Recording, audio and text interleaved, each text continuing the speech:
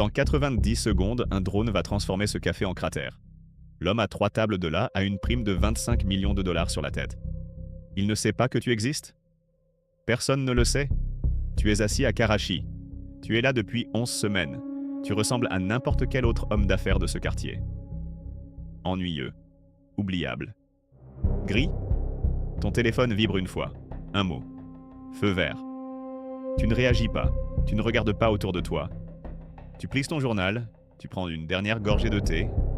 Tu regardes ta montre comme si tu étais en retard pour une réunion. L'homme avec la prime sera vaporisé. Ainsi que le serveur. Ainsi que le vieil homme qui joue aux échecs près de la fenêtre. Il est en train de gagner. Il ne sait pas que c'est la chose la moins importante qui se passe dans cette pièce. Tu as 60 secondes pour sortir sans que personne le remarque. Tu te lèves. Tu laisses de l'argent sur la table. Tu marches. Pas vite, pas lentement. Juste un homme qui retourne au travail. À 2 rues de là quand l'explosion fait trembler les fenêtres. Les alarmes des voitures hurlent, les gens courbent vers la fumée. Tu continues à marcher. Demain, les informations diront fuite de gaz. Les agences de renseignement connaîtront la vérité. Elles ne sauront rien de toi.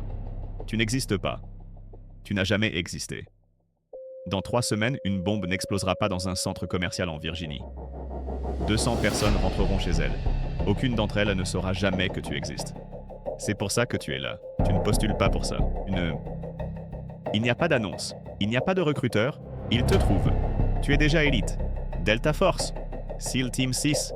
Paramilitaire de la CIA. Tu as fait des choses qui ne seront jamais déclassifiées. Tu penses l'avoir tout vu? Tu as tort. Un homme s'approche de toi. Pas d'uniforme, pas de grade. Il ressemble à un comptable. Des mains douces, le genre de type que tu oublierais 5 secondes après l'avoir rencontré. C'est le but. Dans combien de langues rêves-tu? Tu lui dis 3. Il hoche la tête comme si c'était la mauvaise réponse. 3 cette semaine. Ça dépend de l'opération. Il fait glisser un dossier sur la table. Pas d'en-tête, juste du texte. L'unité n'a pas de nom qui survive plus de 18 mois. Grey Fox, Centra Spike, Task Force Orange, Intelligence Support Activity. Au moment où quelqu'un remonte jusqu'à un nom, il a déjà changé. Ce n'est pas de la paranoïa. C'est une politique. La proposition est simple. Tu deviens un fantôme. Mutation vers un commandement d'entraînement au Kansas. Ta famille pense que tu as un bureau. Tu rates des anniversaires. Tu rates des funérailles. Si tu meurs, il n'y a pas de corps. Pas de drapeau. Juste une étoile sur un mur dans un bâtiment que tu ne verras jamais. Pas de nom. Juste une étoile. Tu es partant? Tu penses à ta femme? À tes enfants? Tu dis oui. L'homme s'en va. Tu ne le revois jamais.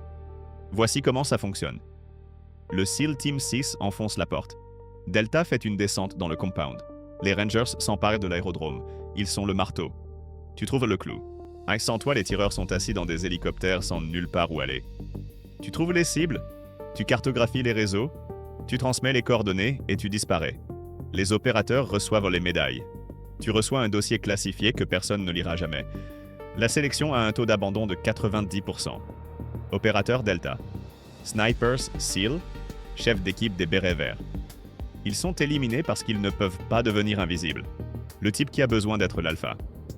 Parti. Le type qui ressemble à un soldat. Parti. Les gens se souviennent des beaux. Ils gardent les hommes gris. Taille moyenne, corpulence moyenne. Visage ordinaire. Des compétences extraordinaires cachées derrière une médiocrité agressive. Le premier jour de la formation en surveillance, on te donne une photo et on te dit de suivre la cible pendant 8 heures sans être vu. Tu as pistelé des insurgés à travers Bagdad. Tu échoues en 90 minutes. L'instructeur te montre des photos de toi-même prises par des gens que tu n'as jamais vus. La femme avec la poussette, le commerçant, l'homme qui lisait un journal qui ne lisait pas un journal. Il ne crie pas. Il pose les photos sur la table, une par une. Recommence. Le deuxième jour, la cible entre dans un restaurant et tu hésites à la porte. Mouvement d'amateur. Un vrai professionnel serait passé devant, aurait fait le tour du pâté de maison, aurait attendu. Recommence. Le troisième jour, tu échoues parce que tu as porté la même veste 2 jours de suite. Le 5e jour, tu échoues parce que tu marches comme un soldat. Le 7e jour, tu termines l'exercice. 8 heures. 0 détection. Tu te sens fier? L'instructeur ne te félicite pas? Il hoche la tête et fait glisser une nouvelle photo sur la table. Nouvelle cible. Nouvelle ville. Plus difficile. Tu apprends à changer ta façon de marcher, ta posture, la façon dont tu tiens tes épaules. Une casquette de baseball te rend mémorable. Une veste grise te rend invisible. Les gens se souviennent des visages mais oublient les corps. Tu apprends à discuter de football comme un local. Tu sais qui a gagné le championnat en 1987. Tu regardes des feuilletons du pays cible pour comprendre les blagues, les références, les choses qui te marquent comme quelqu'un qui a grandi là-bas plutôt que quelqu'un qui y a étudié. Ils te font passer 3 heures à apprendre comment boire le thé correctement. Pas le goût, la posture, la façon dont tu tiens le verre, la façon dont tu souffles dessus, la façon dont tu le poses. Chaque culture le fait différemment. Te tromper une fois sur le terrain et tu es marqué. Te tromper 2 fois et tu es mort. 3 heures par pays. 18 heures sur le thé. Tu ne remets pas ça en question. Les instructeurs ont enterré des gens qui l'ont remis en question. Puis ils te lâchent dans une ville étrangère sans argent, sans armes, sans plan d'extraction. Survie 1 semaine. Le premier jour, tu dors sous un pont. Le 3e jour, tu te lis d'amitié avec un commerçant qui pense que tu es un voyageur qui s'est fait voler. Au 6e jour, les 3 objectifs accomplis. Pas de cérémonie. Juste une tape sur l'épaule. Bienvenue à l'Activity, ta première vraie mission, Afrique du Nord. La cible est un financier du nom de Hassan, pas son vrai nom. N'a jamais touché une arme, n'a jamais appuyé sur une gâchette. Mais son argent a tué des centaines d'Américains. Des soldats en Irak. Des civils dans des ambassades. Sur le papier, c'est un homme d'affaires. Il paie ses impôts. Il assiste à des événements caritatifs. Il envoie 5 millions de dollars par mois à des gens qui fabriquent des ceintures d'explosifs. Approche-toi. Cartographie son monde. Ne te fais pas prendre. Tu arrives en tant que Klaus Richter. Homme d'affaires allemand. Pièces pour machines industrielles. Tu ne fais rien d'intéressant pendant 2 mois. Puis tu commences à apparaître. La salle de sport le mardi et le jeudi. Le café où il lit le journal chaque jeudi après-midi. Tu ne t'approches jamais de lui. Tu ne croises jamais son regard. Tu existes près de lui comme une ombre existe près d'un homme à la lumière du soleil. Il ne te voit pas. C'est le but. 3e semaine. Tu connais son emploi du temps mieux que sa femme. Son chauffeur Fried emprunte le même itinéraire chaque matin, une faille de sécurité qui te dit qu'il est devenu à l'aise. Tu sais qu'il rencontre le mardi une femme qui n'est pas sa femme. À la 6e semaine, tu remarques une voiture qui apparaît trop souvent. Contre-surveillance. Et il a survécu si longtemps pour une raison. Tu t'adaptes, tu le signales. En moins de 48 heures, les signaux ont craqué son téléphone. Ils lisent tout. Un courrier arrive avec des documents qui cartographient le financement du terrorisme sur 3 continents. 3 taxis, 2 contre-marches. Amateur. Il s'enregistre dans un hôtel. Chambre 412. Cette nuit-là, une équipe que tu ne rencontreras jamais entre pendant qu'il dort. Documents photographiés. Chaque page, chaque numéro. Remplacé exactement comme trouvé. Il se réveille avec un mal de tête qu'il pense être du décalage horaire.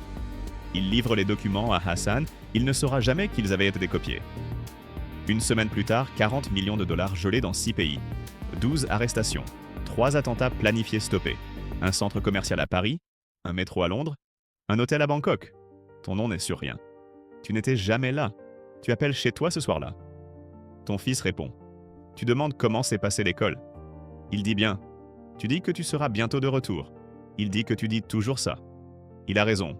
La mission qui dure 14 mois concerne un fabricant de bombes, que l'agence appelle l'ingénieur. 200 morts américains. IED à Anbar. Voiture piégée à Kaboul. Pas de téléphone, pas de position fixe. La CIA le cherche depuis 3 ans. Rien. Puis il t'envoie toi. Tu ne le cherches pas, tu cherches tous ceux qui l'entourent. En Turquie, tu es journaliste. En Jordanie, un travailleur humanitaire. Au Pakistan, un homme d'affaires explorant des contrats de construction, dans des endroits où rien ne devrait être construit. Tu ne le cherches pas, lui.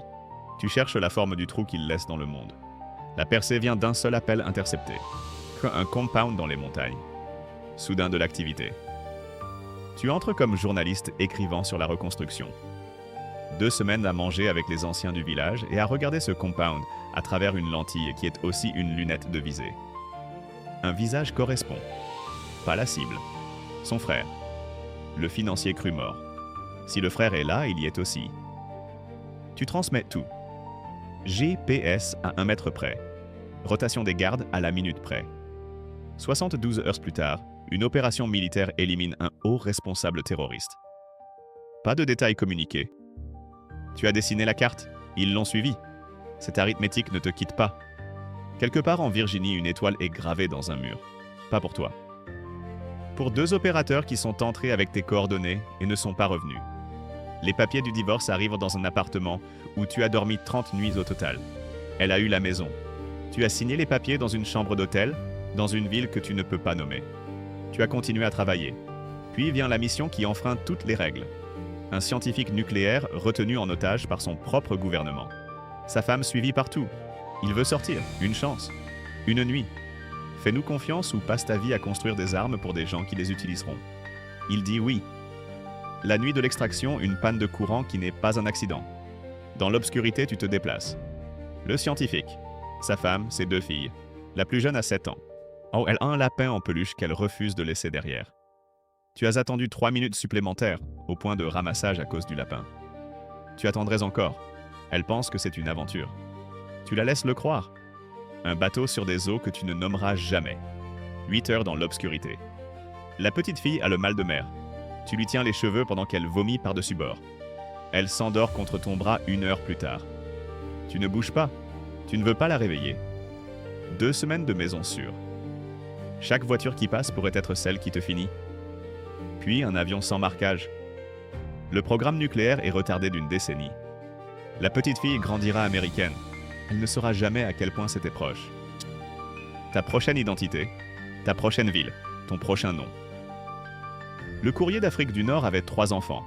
Tu as vu des photos dans son portefeuille pendant qu'il dormait. Une image pieuse usée sur les bords par des années de manipulation. Ce n'était pas un homme bon, mais c'était un père. Tu y penses dans les heures où la couverture est mince et le vrai nom est le seul qui reste. Tu rêves maintenant en arabe. Parfois, tu te réveilles dans une chambre d'hôtel et tu dois regarder le passeport pour confirmer qui tu es. La confirmation prend plus de temps qu'avant. Tu remarques toujours la voiture qui passe 2 fois. Tu comptes toujours les sorties dans chaque pièce. Certaines choses ne disparaissent pas, elles se font juste silencieuses. Il n'y a pas de médaille. Quand tu mourras, ta famille se fera dire arrêt cardiaque. Pas de cérémonie, pas de drapeau, juste une étoile. Pourquoi tu le fais? Il y a 3 semaines, une bombe n'a pas explosé dans un centre commercial en Virginie. 200 personnes sont rentrées chez elles. Des mères, des pères, des enfants qui achetaient des baskets. Aucun d'eux ne connaîtra jamais ton nom. Aucun d'eux ne saura jamais que tu existes. C'est la seule médaille dont tu as besoin. La plupart des jours, c'est suffisant. Tu es dans un café. Ça pourrait être n'importe où. Cheveux gris. Un jeune homme s'assoit à proximité, en forme, alerte.